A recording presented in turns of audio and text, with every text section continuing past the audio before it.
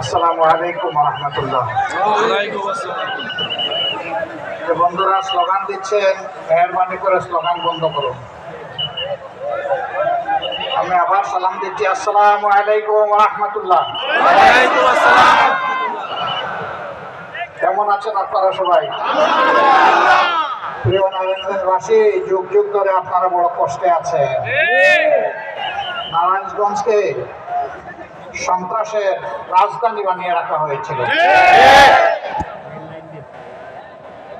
নারায়ণগঞ্জ ঐতিহ্যবাহী উসমানী পৌর স্টেডিয়ামে আয়োজিত আজকের এই বিশাল জনসভার সম্মানিত সভাপতি, বাংলাদেশ জামাতে ইসলামী নারায়ণগঞ্জ মহানগরী শাখার সম্মানিত আমির জনাব আব্দুল জব্বার, মঞ্চে বসা সম্মানিত বিশেষ অতিথিবৃন্দ,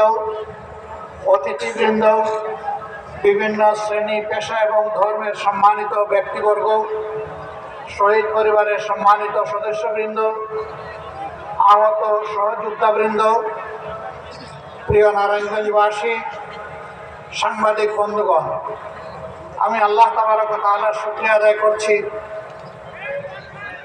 যে রব্বুল ইজ্জত মুক্ত পরিবেশে আজকে আপনাদের সামনে আমাকে এখানে হাজির হওয়ার তৌফিক দান করেছেন। আলহামদুলিল্লাহ। প্রিয় নারায়ণগঞ্জবাসী, আপনাদের স্মরণ আছে আমার আরো অনেক আগে বাংলাদেশ জামাতে ইসলামের একজন আমির ছিলেন। এই নারায়ণগঞ্জের গডফাদার খ্যাত একজন দুর্দর্শ লোক মহাসড়কের পাশে 72 ফুট লম্বা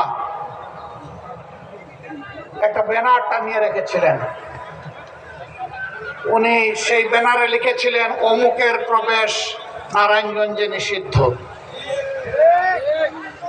আরেক ধাপ এগিয়ে তিনি জেলা প্রশাসক এবং জেলার পুলিশ সুপারের উপস্থিতিতে একটা সভায় বলে রেখেছিলেন, ডিসিএসপি সাহেব, আমার নামে খুনের একটি অগ্রিম মামলা দায়ের করে রাখেন। আমি অধ্যাপক গোলাম আজমকে খুন করতে চাই। আলহামদুলিল্লাহ, স্বৈরাচারী সরকারের জুলুমের শিকার হয়ে কারাগারে তিনি থাকা অবস্থায় দুনিয়া থেকে বিদায় নিয়েছেন, কিন্তু গডফাদারের সুযোগ হয় নাই সরাসরি তাকে খুন করার। এই অধ্যাপক গোলাম আজম সাহেবকেই তিনি নিষিদ্ধ ঘোষণা করেছিলেন নারায়ণগঞ্জের মাটিতে। যে ভাই নিষিদ্ধ ঘোষণা